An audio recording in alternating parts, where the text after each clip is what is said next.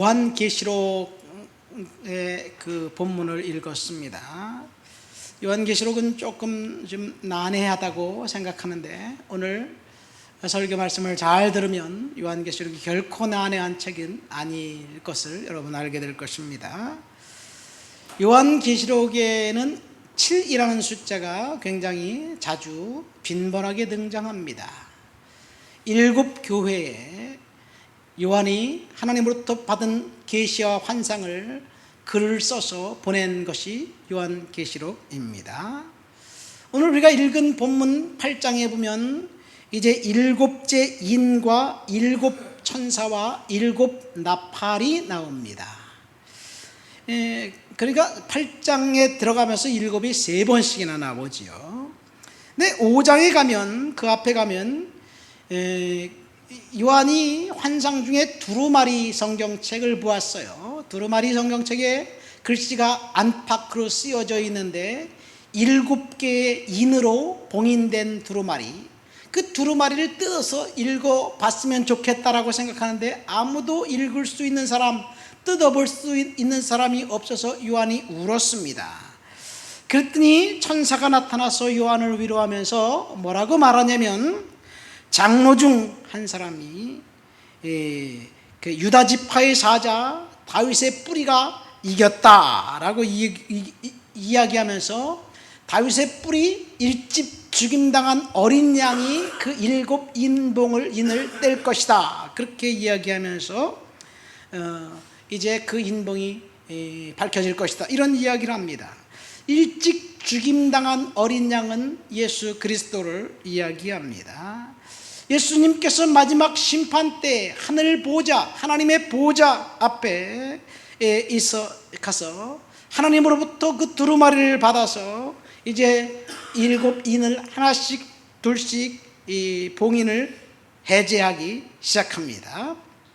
그러자 이 7 봉인이 해제가 되자 이제 큰 환란이 이 땅에 임하게 됩니다. 자, 아직 7 인봉이 개봉된 상태는 아닙니다. 5장의 이야기지요. 두루마리를 보좌에 앉으신 어린 양, 그 보좌에 앉으신 하나님이 일찍 죽임당한 어린 양 대신 예수님께 그 두루마리를 줍니다. 그러니까 그 두루마리를 예수님이 하나님부터 받았어요. 받으니까 네 생물과 24장로들이 검은 고를 타면서 그 예수님을 예배합니다. 그런데 지상에서는 향이 가득한 금 대접에 성도들의 기도가 천상으로 올라오고 있습니다. 그리고 하나님 앞에 예수 그리스도를 찬양합니다. 자, 우리가 이 상황을 머릿속으로 한번 그려봅시다. 천상에 보좌가 있습니다. 그 보좌에 앉으신 분은 하나님이지요. 그 옆에는 네 생물과 24장로들이 하나님을 찬양하는데, 일찍 죽임당한 어린 양에게 보좌에 앉으신 하나님이 두루마리 성경책을 건네줘요. 건네주니까 갑자기 네 생물과 24장로들이 검은 고를 타면서 예수님에게 찬양과 경배를 하고 지상에서는 기도의 향연이 하늘로 올라오고 있었습니다. 이 성도들의 기도가 지금 하늘 보좌에 상달되고 올라가고 있는 거지요. 그리고 그 기도는 때가 되면 응답이 임할 것입니다. 이렇게 천상의 예배가 끝나자 이제 어린 양의 손에 들려있는 두루마리가 봉인이 첫째 인봉, 둘째 인봉 하나 둘씩 해제되기 시작합니다. 요한계시록 6장에 보면 이 7개 인 중에서 6가지 인이 해제가 돼요. 6가지 인봉이 해제가 되니까 인봉이 하나가 해제될 때마다 환란이 이 땅에 임하는데, 그 요한계시록 6장에 나와 있는 환란은 자연에서 벌어지고 있는 재앙입니다. 인봉이 뗄 때마다 자연재해, 전쟁, 경제적인 봉쇄 조치와 흉년이 임하고 그리고 사망이 임합니다. 특별히 5째 인을 뗄 때 순교당한 영혼들이 하나님 앞에 신원합니다. 언제까지 땅에 거하는 자들을 심판하여 우리의 피를 갚아주지 아니하겠습니까? 어느 때까지 하나님께서 참으시겠습니까? 이렇게 참소하니까 억울하게 순교당한 영혼들의 참소를 듣고 이제 7째 인봉이 떼어질 때 하나님께서 그들의 참소를 들으시고 신원해 주십니다. 이렇게 6가지 인봉이 떼어지자 땅에는 지진이 있었고 하늘은 해가 검은 털실로 짠 상복같이 검해지고 그리고 달은 온통 핏빛같이 변해버립니다. 그리고 지상에 권세 있는 자들은 도망치기 시작합니다. 왜냐? 죽을까봐 목숨을 부지하기 위해서 도망갑니다. 그날이 바로 큰 날, 진노의 날, 심판의 날, 환날의 날입니다. 그런데 중요한 것은 하나님께서 환난의 날이 임했을 때 성도들을 보호하고 계셨다는 사실입니다. 자, 재난이 와도 성도들을 보호하셨어요. 그런데 성도들을 재난을 하나도 당하지 않게 보호하신 것이 아니라 6가지 인봉이 뗄 때 6가지 재난은 당하고 7번째 재앙부터는 이제 큰 환난이에요. 대재앙이 임하는데 대재앙 임하기 전에 성도들을 보호하시는데 그것이 요한계시록 7장의 말씀이고 거기에 인 맞은 사람 성도들 14만 4천 명이 하나님으로부터 보호를 받습니다. 진노의 큰 날 심판의 천사들로부터 보호받고 구원받은 사람들은 14만 4천 명입니다. 여기서 우리 14만 4천 명이라는 숫자가 나옵니다. 하나님으로부터 보호받은 심판이 임하기 전에 보호받은 사람들입니다. 큰 환난이 닥치기 전에 보호받은 사람들이 14만 4천 명이에요. 근데 우리 14만 4천 명을 어디서 많이 들었나요? 신천지에게서 많이 들었죠. 이 신천지가 이야기하는 14만 4천 명은 성도들이 성경을 모르기 때문에 속고 있는 거예요. 자, 14만 4천 명이라는 말이 성경에 딱 3번 나옵니다. 첫 번째 요한계시록 7장에 이마에 인 맞은 사람, 환난, 극심한 환난이 임하기 전에 하나님부터 보호받은 사람들이에요. 근데 그 사람들은 누구냐? 이스라엘의 12지파에서 각 지파에서 12,000명씩 뽑힌 사람들입니다. 그리고 이들은 요한계시록 14장에 가면 이제 그들은 하나님 앞에 예배하는 예배자로 섬기는 그런 사람들이에요.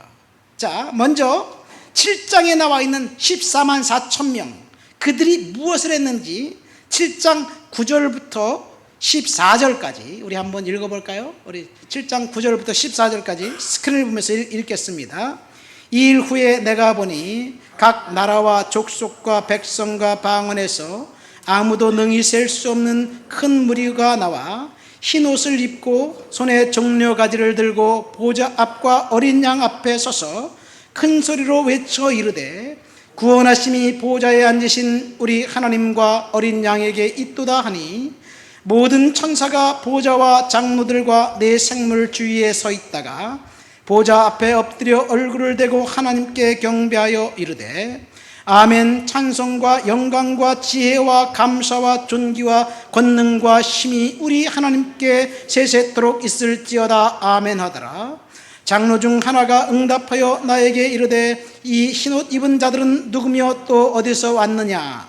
내가 말하기를 내 주여 당신이 아시나이다 하니 그가 나에게 이르되 이는 큰 환난에서 나오는 자들인데 어린 양의 피에 그 옷을 씻어 쉬게 하였느니라. 여기 보면 14만 4천 명이 나옵니까? 안 나와요. 14만 4천 명 그 앞에 나옵니다. 14만 4천 명은 이마에 인침받은 성도들인데 진노의 큰 날에 하나님으로부터 보호받은 사람들이에요. 특별히 우리가 요한계시록 7장을 읽었는데 그 앞구절에 보면 14만 4천 명이 각 지파에서 12,000명씩 14만 4천 명이다. 이들을 하나님이 구원시켜 주셨어요. 언제? 큰 환난이 닥치기 전에. 이들만 구원해 주셨나요? 9절 말씀 보세요. 내가 보니 각 나라와 족속과 백성과 방언에서 아무도 능히 셀 수 없는 큰 무리가 나와 흰 옷을 입고 손에 종려나무 가지를 들고 보좌 앞과 어린 양 앞에 서서 큰 소리로 외치는 사람들, 이 사람들은 14만 4천 명에 포함된 사람이 아닙니다. 그러니까 하나님이 대환란을 당하기 전에 성도들을 보호하시는데 일단 14만 4천 명을 보호하시고 그 다음에 수없이 셀 수 없는 대단히 많은 무리들, 큰 무리들, 그 큰 무리들 역시 14만 4천 명과 함께 보호받습니다.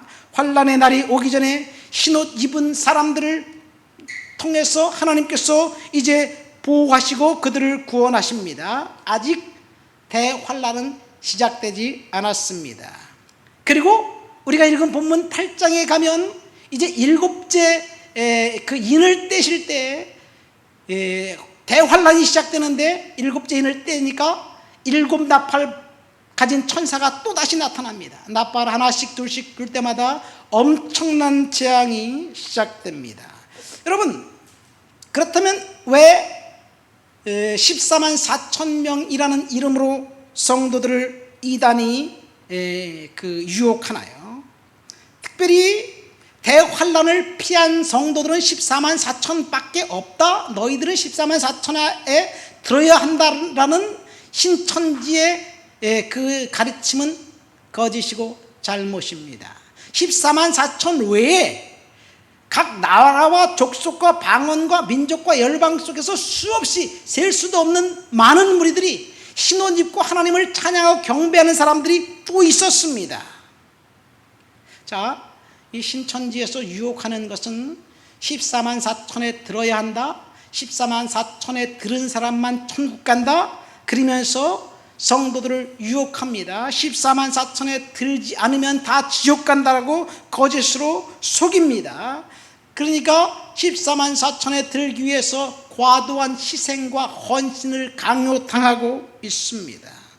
이 사후천국, 그 사후천국만 중요하다고 강조하는 것이 이단의 특성입니다. 그러나 성경은 사후천국을 중요하게 생각하는 것만큼 이 땅에서 저와 여러분들이 하나님의 나라의 백성의 삶을 살아야 될 줄 믿습니다.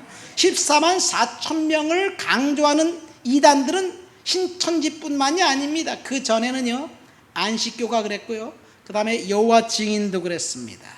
이 안식교와 여호와 증인이 14만 4천을 빌미로 해서 신도들을 이제 유혹했고 그 다음에 그 헌신을 강요하면서 수탈했습니다. 그러면 14만 4천 명은 어떤 사람이냐? 요한계시록 14장 3절부터 5절까지의 말씀을 한번 볼까요? 요한계시록 14장 3절부터 5절. 그들이 보좌 앞과 네 생물과 장로들 앞에서 새 노래를 부르니 땅에서 속량함을 받은 14만 4천 밖에는 능히 이 노래를 배울 자가 없더라. 이 사람들은 여자와 더불어 더럽히지 아니하고 순결한 자라.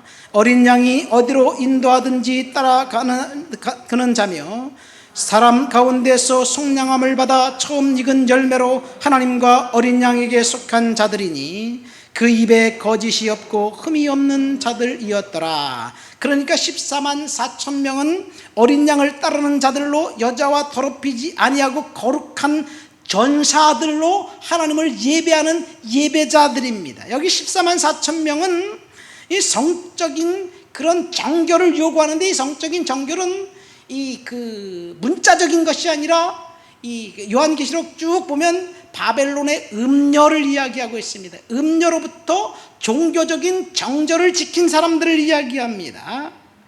이 구약 성경에 보면 이스라엘 전사들의 특징은 정결한 사람들은 정적인 정절을 요구합니다. 예를 들어서 다윗이 사울왕을 피해 도망다니면서 놋땅의 제사장 앞에 갑니다. 그리고 진설병을 달라고 얘기합니다. 그러니까 놋땅의 제사장이 뭐라고 이야기합니까? 네 소년들이 여자를 가까이 하지 않았으면 내가 주겠다. 그러니까 다윗이 우리가 3일 동안 여자를 가까이 하지 않았습니다. 그렇게 이야기하고 그 성전의 진설에 있던 진설병을 받아서 먹습니다. 어쨌든 요한이 계시록에 말한 14만 4천 명은 종교적인 헌신을 전투로 묘사한 것과 일맥상통합니다. 그리스도의 정결한 신부로서 그 정절을 지키는 사람들이 바로 14만 4천입니다. 그리고 그들은 정절을 지킨 그들은 하나님 보좌 앞에서 내 24장로들과 내 생물과 함께 하나님을 예배하는 예배자로 서 있습니다. 그리고 그 외에 수없이 많은 성도들, 신도들이 어린 양의 보혈의 피로 말미암아 인침받은 사람들이 구원받습니다. 제가 요한계시록 8장을 읽고 난 다음에 5장부터 지금 계속 설명을 하고 있어요. 그 이유는 마지막 때 대환란에 대한 하나님의 심판을 설명하기 위함입니다. 여러분, 교회에서 천년왕국이라는 소리를 들어봤나요? 천년왕국이라는 소리를 들어봤어요. 천년왕국은 어디에 나오느냐? 요한계시록 20장에 나옵니다. 한번 20장 1절부터 3절까지 한번 읽어볼까요? 요한계시록 20장 1절부터 3절을 읽겠습니다. 내가 또 보매 천사가 무저경의 열쇠와 큰 쇠사슬을 그의 손에 가지고 하늘로부터 내려와서 용을 잡으니 곧 옛뱀이요 마귀요 사탄이라 잡아서 1000년 동안 결박하여 무저경에 던져 넣고 잠그고 그 위에 인봉하여 1000년이 차도록 다시는 만국을 미혹하지 못하게 하였는데 그 후에는 다시 잠깐 놓으리라. 이 말이 무슨 말이냐면요, 이제 요한계시록 20장에 가면 이 그 대환란이 끝나고 난 다음에 이 그 하나님이 사탄을 잡아서 무저경에 결박시켜 놓습니다. 몇 년 동안? 1000년 동안 결박하니까 이제 이 땅에는 천사가 없으니까 지상 낙원처럼 아주 그 평화로운 세상이 됩니다.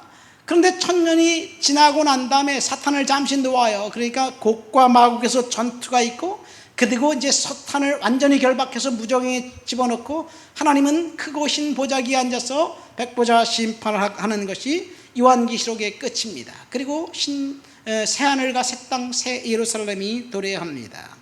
이 신천지가 거기서 도래하는 거죠. 여기서 말하는 신천지는 그 신천지가 아닙니다. 어쨌든 그러면 언제 예수님이 재림하실까라는 문제예요.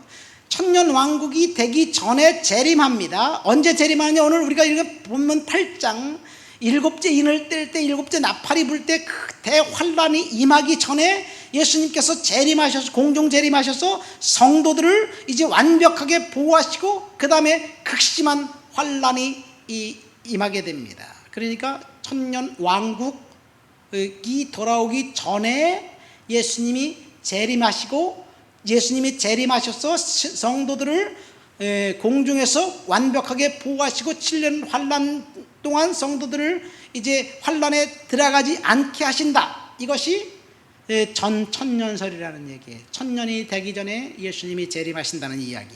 이것이 그 대부분의 보수주의 교단에서 주장하는 이야기입니다. 자, 그러니까 오늘 우리가 읽은 본문은 요한계시록 7장에 14만 4천과 수없이 많은 그 성도들을 예수님께서 이제 환란이 오기 전에 보호하고 계셔요. 그때가 재림 시간입니다. 그리고 예수님이 재림이 있고 난 다음에 이 땅의 마지막 심판이 임하는데, 그 8장, 우리가 읽은 요한계시록 8장에 이제 다시 돌아옵니다. 마지막 일곱째 인을 떼는 장면을 보여주고 있는데, 이 일곱째 인을 떼자 첫 번째 이제 천사가 나팔을 봅니다. 우리가 7절을 읽지 않았지만 7절에 보면 나팔을, 첫 번째 천사가 나팔을 불자 피 섞인 우박과 불이 나와서 땅에 쏟아지니까 땅 4분의 1과 바다의 수목의 3분의 1이 다 타서 죽고 커다란 환란이 임하게 됩니다. 이렇게 환란이 임하는 거예요. 그러면 8장 1절에 가서 예수님이 재림하시기 바로 직전에 어떤 일이 있었는지 1절과 2절 말씀, 본문 요한계시록 8장 1절과 2절 말씀을 다 같이 읽어보시겠습니다. 일곱째 인을 떼실 때 하늘이 반시간쯤 고요하더니 내가 보매 하나님 앞에 일곱 천사가 서 있어 일곱 나팔을 받았더라. 자, 여기 보면 일곱째 인을 떼실 때 하늘이 반시간 동안 고요했다라는 내용이 나옵니다. 여기서 이 말씀을 통해서 오늘 설교 제목을 잡았습니다. 오늘 설교 제목이 뭐예요? 기도 응답의 반시간이라고 잡았습니다. 일곱째 인을 뗄 때 하나님이 반시간 동안 고요했습니다.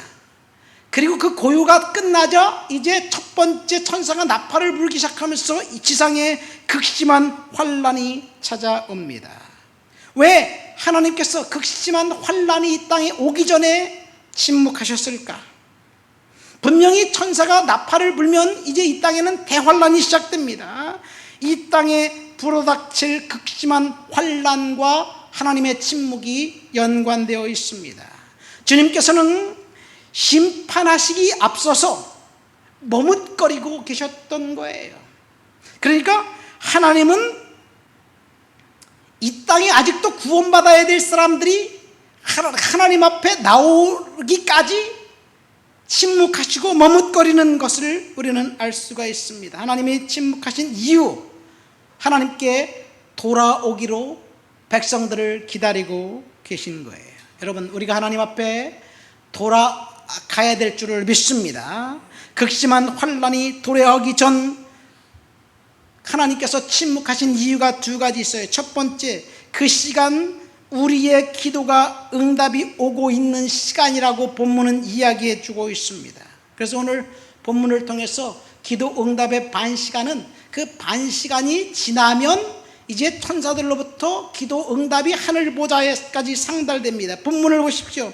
이렇게 6째 인을 떼고 마지막 7째 인을 떼기까지 반시간 동안 침묵이 있었는데, 이 7 천사 외에 또 다른 천사가 지상에서 이제 성도들의 기도를 금 향로에 담아가지고 하늘 보좌로 올라오고 있습니다.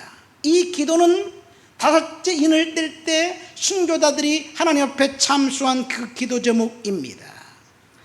그리고 기도가 하나님 앞에 올라가자 응답이 있었는데 그 응답은 불과 번개와 폭풍과 지진이었어요. 8장 5절의 이 재앙입니다. 자, 본문을 통해서 주신 첫 번째 교훈, 하나님이 침묵하신 이유는 딱 두 가지입니다. 첫 번째, 지금 당장 응답으로 임하지 않고 하나님이 침묵하시는 이유, 고요함을 갖고 계신 이유, 아직까지 불순종한 사람들, 아직까지 하나님을 거부하는 사람들에게 마지막 심판이 임하기 직전 그들을 구원하시기 위한 하나님의 계획입니다. 그러니까 하나님은 불순종한 자들을 심판하는 것은 사실은 하나님의 본심이 아닙니다. 하나님은 모든 사람들이 예수 그리스도의 보혈을 통해서 구원받게 되기를 원하셨습니다. 그런데 인간이 거부했고 인간이 거절했습니다. 그래서 심판이 임합니다. 드디어 침묵의 시간이 끝납니다. 그 침묵이 영원할 것 같지만 실은 하나님께서 디자인해 놓으신 그 시간, 응답의 시간은 성도들을 훈련하는 시간입니다. 그래서 저와 여러분들이 하나님이 침묵하시는 그 시간, 인내 훈련을 가져야 될 줄 믿습니다. 자, 응답이 있기 전에 하나님이 저와 여러분들에게 침묵의 시간을 갖습니다. 반시간 동안 고요했습니다. 우리 본문 3절부터 5절까지 본문을 읽어볼까요? 요한계시록 8장 3절부터 5절입니다. 또 다른 천사가 와서 제단 곁에 서서 금향로를 가지고 많은 향을 받았으니 이는 모든 성도의 기도들과 합하여 보좌 앞 금제단에 드리고자 함이라. 상연히 성도의 기도와 함께 천사의 손으로부터 하나님 앞으로 올라가는지라. 천사가 향로를 가지고 제단에 불을 담아다가 땅에 쏟음에 우레와 음성과 번개와 지진이 나더라. 이 반시간 동안 침묵하는 그 시간 동안 천사들을 통해서 성도들의 기도가 지금 하늘로 올라가고 있는 거예요. 금향로에 담겨져서 하늘로 올라가고 있는 것입니다. 지금 하나님께 드려지는 우리들의 각종 기도가 지금 하나님 보좌 앞 금향로에 쌓여지고 있습니다. 그 침묵의 시간이 없다면 우리들의 기도가 하늘 보좌까지 올라갈 수 없을 것이에요. 여러분, 지금 때때로 우리가 하나님 앞에 기도하고 있지만 그 기도가 응답이 더디고 침묵이 있을 때 우리들은 낙심하고 절망합니다. 그러나 반드시 그 침묵의 시간이 지나야 저와 여러분들의 기도가 응답이 될 줄을 믿습니다. 이 하늘 보좌의 금향로에 우리들의 기도의 양이 채워져야 하는데, 그 이야기는 무슨 말이냐면 지금 우리가 하나님 앞에 더 열심히 하나님 앞에 기도하라는 이야기입니다. 아직 기도가 응답되지 않았다면 하나님께서 더 열심히 저 여러분들에게 기도하라는 사인이에요. 왜요? 아직 금향로, 우리의 기도의 그 향로 안에 기도가 쌓이고 철철 넘치지 않았기 때문이 그렇습니다. 어쩌면 하나님께서 침묵하시는 이유는 하나님께서 저와 여러분들을 인내하면서 기다리고라는 것일 수도 있습니다. 마더 테레사가 이런 얘기를 했어요. 침묵의 순간은 하나님께서 고요 속에 말씀하시는 시간이다. 지금 고요 속에서 말씀하시는 시간입니다. 우리는 기도는 하나님 앞에 말씀하시는 것이다, 말씀을 드리는 것, 하나님께 이야기하는 것이라고 알고 있습니다. 그러나 사실은 기도는 하나님께 이야기하는 것일 뿐만 아니라 하나님이 말씀하시는 것을 듣는 귀를 기울이는 것도 포함됩니다. 한국 성도들은요, 일정적으로 하나님 앞에 부르짖고 외치는 기도를 잘해요. 그래서 통성 기도는 영어로 코리안 스타일 기도예요. 그래서 외국 사람들이 같이 모여서 우리 기도하자 그럴 때 통성 기도하자 그러면 Let's pray, 코리안 스타일 prayer 그렇게 얘기하면 됩니다. 다른 사람들은 통성 기도를 하지 않아요. 우리는 열심히 통성 기도합니다. 그런데 그 통성 기도만큼 중요한 것이 있는데 그것은 하나님 앞에 기다리는 거예요. 하나님이 나를 통해서 무엇을 말씀하시는지 기다리는 것이 중요합니다. 언젠가 제가 중국의 대나무 모죽이라는 대나무가 있대요. 그 모죽은요 5년 동안 그 싹이 나지 않는데요. 5년 동안 싹이 나지 않는데 5년이 지나고 난 다음 어느 날 갑자기 모죽이 하룻밤새 2m, 3m로 쫙 올라와 버린대요. 5년 만에 대나무가 싹이 나더니 그냥 3, 4m로 쭉 커버린 그 대나무, 신기합니다. 그런데 5년 동안 이 모죽은 자라지 않은 게 아니에요. 땅속에서 뿌리를 든든히 받고 이제 커갈 준비를 하고 있는 거예요. 여러분, 우리의 기도도 마치 모죽과 같습니다. 아무런 미동도 없어요. 아무런 응답도 없어요. 아무런 하나님의 무슨 응답의 조짐도 없습니다. 그러나 때가 되니까 하나님께서 반드시 응답해 주실 줄 믿습니다. 이 유대인들이 애굽에서 종살이하면서 430년을 기다렸어요. 때가 되니까 모세를 통해서 하나님께서 응답하셨습니다. 이 모세를 통해서 응답하신 것, 하나님이 이 모세가 하나님께 찾아간 것이 아니라 하나님이 모세에게 찾아왔어요.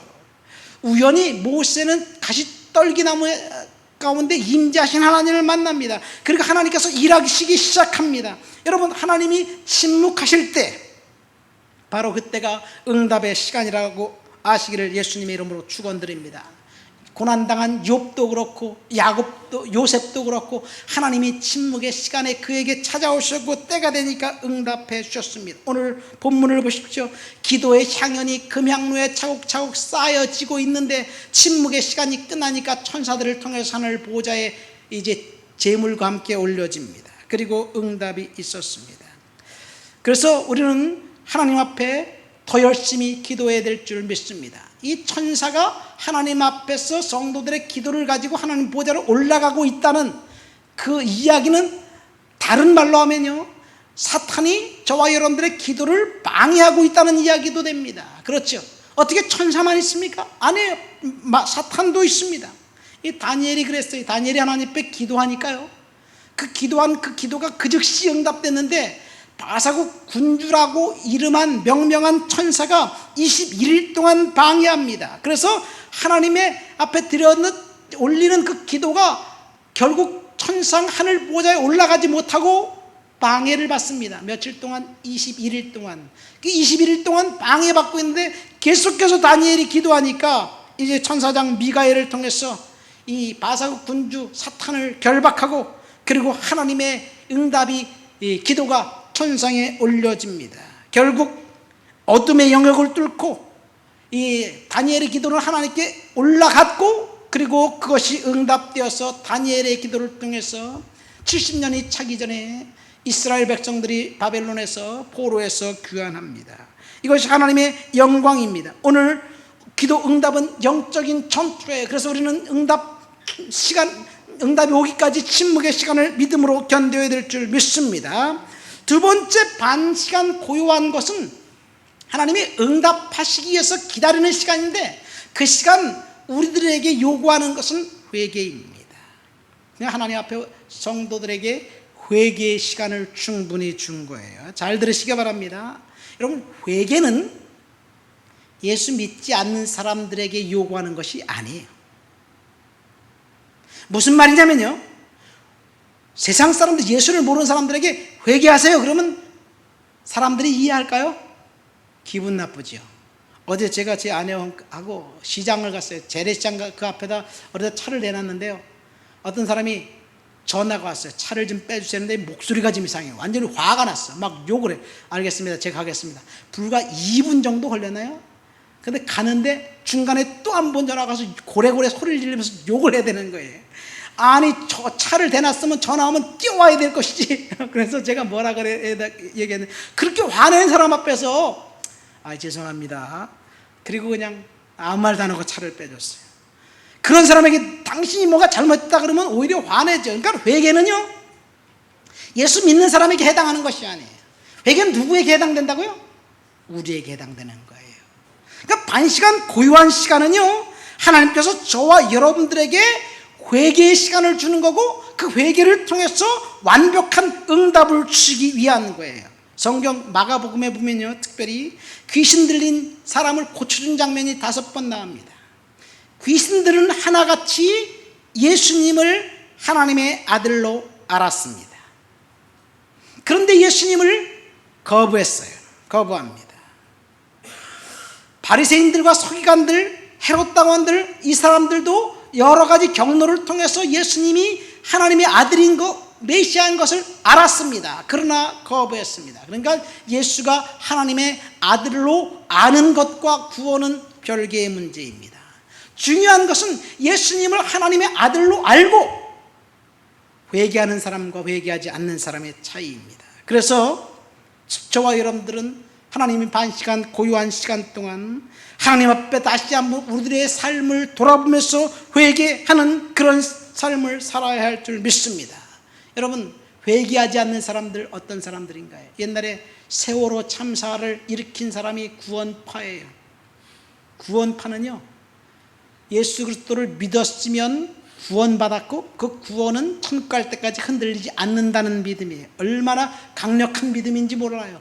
구원파에서 가르치는 교리는요, 꼭 대한예수교 장로의 합동 측에서 가르치는 것과 똑같습니다. 여러분, 우리들도 그렇게 배웁니다. 예수 그리스도를 믿었습니다, 영접했습니다, 그럼 하나님의 자녀가 되었습니다. 그러면 우리는 확실히 구원받았습니다. 우리가 죄를 져도 하나님이 용서해 줄 거예요. 이게 구원파의 교리입니다. 장로교의 교리입니다. 그런데 그런 교리를 갖고 있는 사람들이 하나님 앞에 회개가 빠지니까 세상 사람들로부터 눈살을 찌푸리게 합니다. 그러니까 예수를 아는 것과 믿는 것은 별개의 문제입니다. 우리는 날마다 하나님 앞에서 정결하게 회개해야 될 줄 믿습니다. 더 중요한 것은, 예수님을 아는 것보다 더 중요한 것은 우리의 삶을 하나님 앞에 내려놓고 회개하는 거예요. 회개할 기회를 하나님이 주신 것이 반시간 동안 고요한 시간이에요. 그래서 회개하고 하나님 앞에 다시 나가서 믿음을 갖고 기도할 때 기도가 응답이 임할 줄 믿습니다. 말씀을 뵙습니다. 오늘 기도 응답의 반시간이라는 제목으로 저와 여러분들이 은혜를 나눴습니다. 예수님께서 이제 지상 재림하시고, 그리고 마지막 그 7째 인을 떼실 때 이제 7 천사가 나타나서 나팔을 불기 시작합니다. 그러면 대환란이 옵니다. 7 천사가 나팔을 부는 것 가지고 대환란이 끝나지 않습니다. 그 이후에 또 7 대접의 재앙이 있습니다. 이제 요한계시록 8장 이후 계속해서 20장까지 엄청난 재앙과 재난이 있을 거예요. 이 땅에 그 심판이 있게 됩니다. 그러나 하나님께서, 재림하신 예수 그리스도께서 성도들은, 저와 여러분들은 14만 4천 명이 되는 그 예배자들과 함께 무수히 많은 민족과 열방 가운데 그리스도로 인해서 신옷 입은 그 성도들은 보호받습니다. 그리고 공중 권세자, 공중 재림에서 재림하신 주님과 함께 휴거되어 안전하게 보호를 받는 것, 이것이 예수님의 재림이고, 그리고 7년 환란을 피하게 해주신 하나님의 은혜입니다. 그런데 하나님이 이 땅을 심판하시기 바로 직전에 반시간 동안 고요한 것은 어쩌면 지금 이 시간, 이 시대 하나님이 반시간 동안 고요한 그 시간이어서 여전히 그리스도를 모르는 사람들에게 복음을 전하라고 하나님께서 저와 여러분들에게 주시는 기회일 수도 있습니다. 두 번째 반시간, 고요한 시간은 우리들이 응답이 이제 오기 바로 직전의 시간입니다. 하나님이 침묵하실 때 우리가 하나님 앞에 이 반시간 고요하는 시간을, 그 시간 동안 회개하고 응답을 경험하는 복된 저와 여러분들이 되시기를 예수님의 이름으로 축원드립니다. 우리 말씀을 생각하며 통성으로 기도합니다. 하나님,